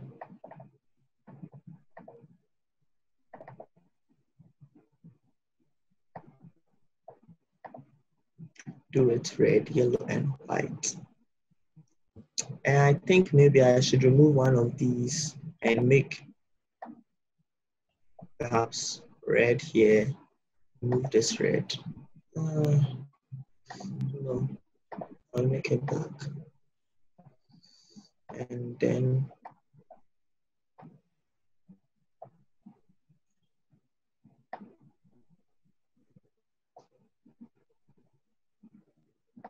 dark purple with red.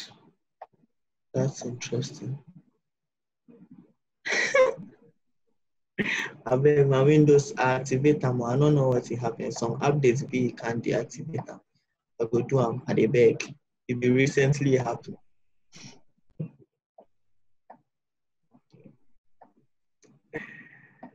As long as you know they affect my workflow there, I know this.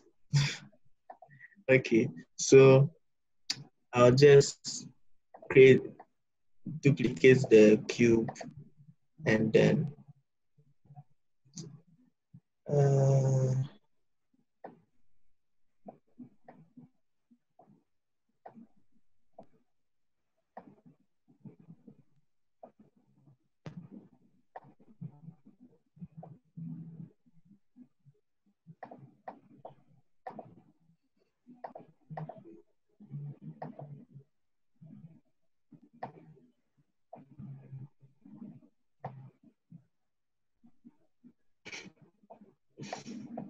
okay, so this is okay. I will just add fillet to the cube so that it looks rounded. Use a radius, add fillets to this one too, so that it looks a bit cooler. Yeah.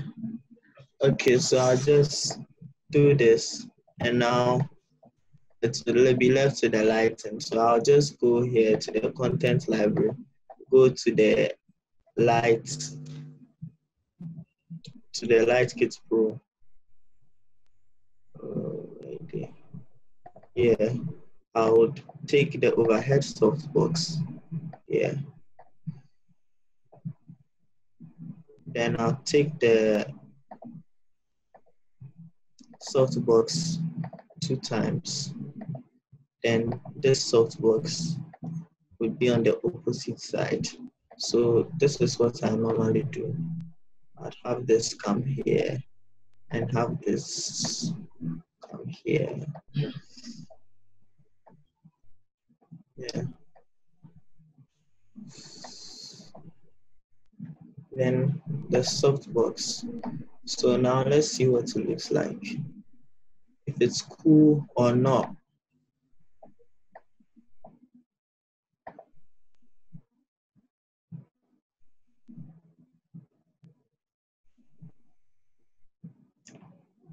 And it's looking awesome. Yeah. It looks good. And I have it.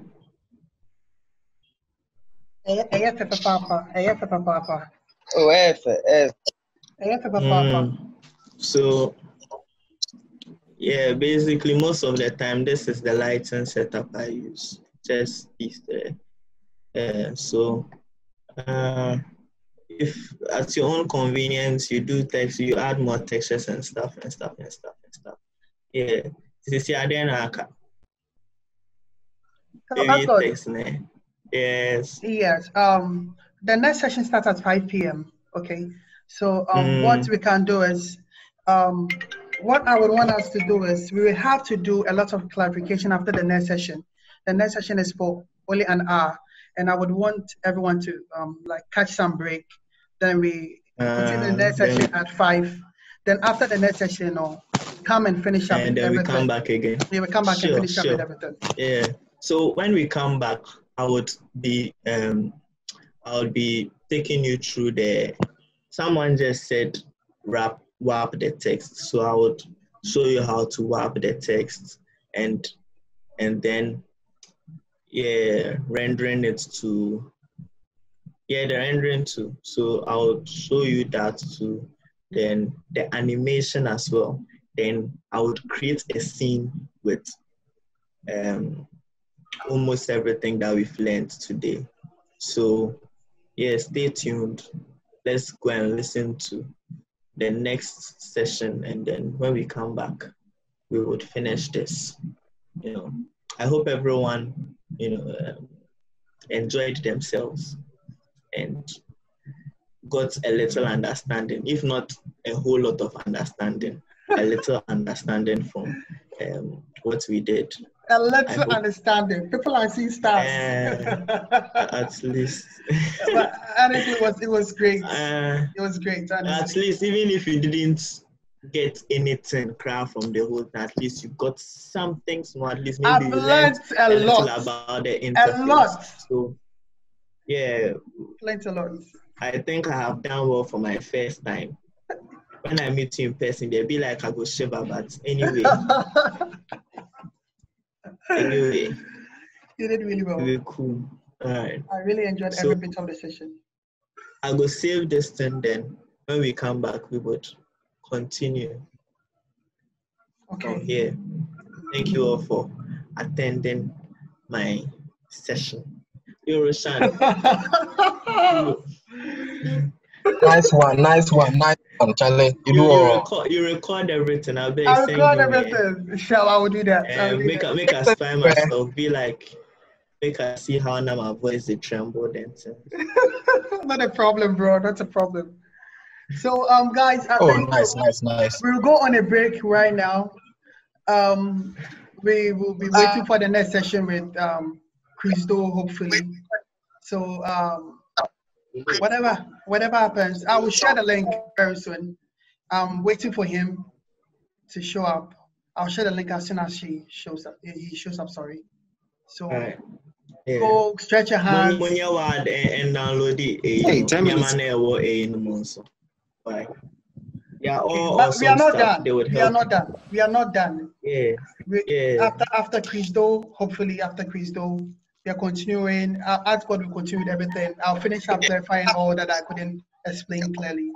So you can go on a break now.